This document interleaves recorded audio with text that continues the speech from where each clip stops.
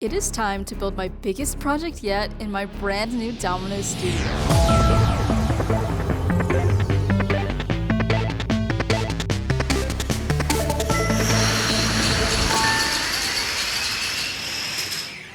What's up, Domino community? And I just finished my biggest Domino project yet in the brand new studio, and I'm so excited to share the entire process of how I put it together and all of the challenges, all the tests, and eventually how it fell. So yeah, here's the whole process. The first thing that I wanted to build in this was just something that I could fill the floor space, build tall with, and just make something super creative. So I got out my planks and I started building a structure with it, and I was trying to figure out how to make this like a really tall, interesting structure. It's technically two 2D half pyramids. Then after that, it was time to fill the floor space. I was really thinking like, what could I build? Should I do dominoes? Should I add more planks? And I was really intrigued by the idea of building these 1x1 towers with planks. So I tried out triggering this leaning 1x1 tower, but I realized if I built it too tall, the tower would tip over. And it was kind of unstable because it needed to be like on its tipping point to then topple over. I was really worried that like if I had something else built next to it, it would be super scary if it accidentally tipped over, or like I had no control over that really, especially if I walked by a little bit too fast. So I realized that I needed to build the tower in a way that it was perfectly level and straight. Like I didn't want the tower to be leaning at all, so that when I build it, there's absolutely zero chance that it could topple over early. I used what's called the herringbone chain to trigger these towers. Now, the herringbone technique was honestly just a way to trigger all of these towers. I landed on the idea of making something circular so that all of these giant towers could kind of like fall into each other into the center. So after I knew how to trigger the towers, I went ahead and started building a herringbone chain in the shape of a circle. So this is basically just like a circle field where a domino line goes into the center, triggers it, and then it falls from the center to the outside of the circle. And I played around with the colors a lot to make sure that it had a really nice design. I wanted the middle to be like a big focal point, so I used the dark green, and then as I moved outwards in the circle, I slowly made the colors a little more subtle. So we got the normal green, then light green, and then it switches into lavender, and then a dark purple at the edge of the circle. In this sense, when it topples, it'll go from color by color, and then I was able to build big towers coming off of each end of it. Now I only had a limited amount of colored planks, so typically I would build this trick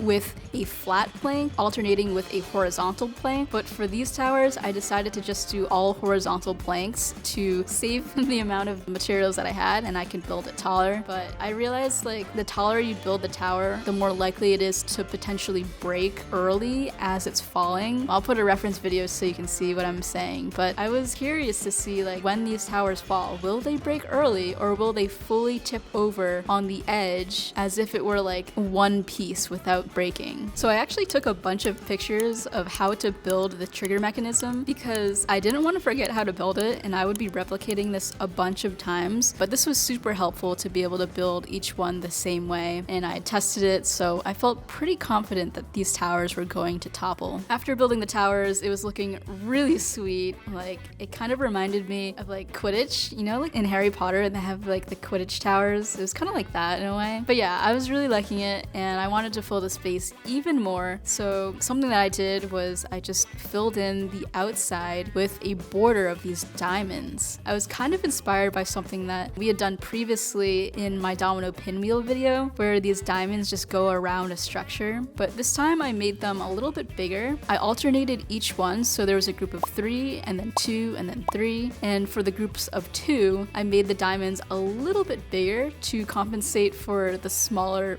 width, and then connected them all with domino lines. And what's interesting with this is that you actually need more dominoes for the outer layer of the circle because their circumference is larger on there. So it might appear like the inner row or ring falls sooner, but they're triggered by 2 lines, so they kind of like reconnect again. Now I had to really carefully measure this trick out because I wanted to make sure that the diamonds were the same distance all the way around the circle from each of the towers. And I just used 4 planks to kind of measure that out. It's a really easy measurement tool. And I also made sure that the middle row of each of the diamonds were all in line with each other. So even though this ring is going to be curving, all of the diamonds, at least in the center row, are in line with each other. When I got to the end of the ring, it was kind of tricky because there was not a lot of space to build in between the 2D pyramid and the top of the circle, so I had to be super careful with that. I also added these flat dominoes to make arrows in the gap of space in between the towers because it felt like something was missing if I just left it there. Like there was too much empty space. So I was like, let's just draw flat with the dominoes and make arrows pointing towards the center. And then after that, to build the drama leading towards these big towers, I ended up making these much smaller domino towers that outline the entire project as well. First you see the small domino towers falling, and then eventually there's these giant towers, which kind of contrasts the effect. I did a lot of tests of these 1x1 towers to make sure that they would topple, because I've seen this in so many videos where the domino line falls, but it just doesn't trigger the tower for some reason. But I made the towers pretty small so there wasn't too much weight holding it back. I realized that when the domino towers fall, they're gonna spread out a bit, and that could potentially knock down something early. So I decided to build a line in between the diamonds and the towers before I built the towers, so that when the towers fall, it's not going to accidentally trigger the diamonds or anything else. So I played around with the colors and decided to do this pattern of purple and teal next to each other, and then a line of white. And rather than just having a simple double line with the purple and teal, I added a little design where it kind of bows outward. So there's a little bit of motion and there's a gap in between the 2 lines. And after that, I was able to build all of the domino towers around it and then finally make a white line to trigger it all. I wanted to keep the trigger line totally white so that when the towers fall, you can really clearly see the pile of the color toppling. I thought if I used the color of the tower, it would kind of just get lost in the mix, but by keeping it a neutral color for the lead up line, it allows you to see the purple and the teal kind of just splashing into the floor. And then the final step was to just connect everything. So I had to figure out how to get the path from the last tower all the way back to the front in order to trigger the diamonds. Now to do this, I decided to use a ball and a ramp, and I realized that I could actually use my clear field starters to guide the ball. This made a really nice curved path and is very subtle because it kind of blends in with the floor. And the last thing was to just connect the towers to the 2D pyramid. So I had to add a branch off line from the diamonds, and I decided to add this small little marble ramp track in the back, and this is just kind of like a timing line so that as the towers are falling, this marble is going to be going down the ramp, and then we have a little bit of timing line behind the pyramid, which then leads to the 2D pyramid.